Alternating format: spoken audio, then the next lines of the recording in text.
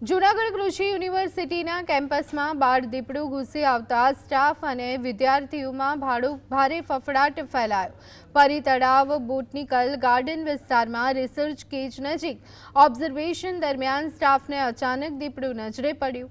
Staff અને દીપડું સામસામે આવી જતા એક ક્ષણ માટે ભયજનક સ્થિતિ સર્જાઈ હતી। ઘટનાની જાણ થતાં વન વિભાગની ટીમ તાત્કાલિક સ્થળ પર પહોંચી અને રેસ્ક્યુ કામગીરી હાથ ધરી। ભારે જહેમત બાદ દીપડાને હેમખેમ પકડી લેવામાં આવતા યુનિવર્સિટી પ્રશાસન, સ્ટાફ અને વિદ્યાર્થીઓએ રાહતનો શ્વાસ લીધો હતો।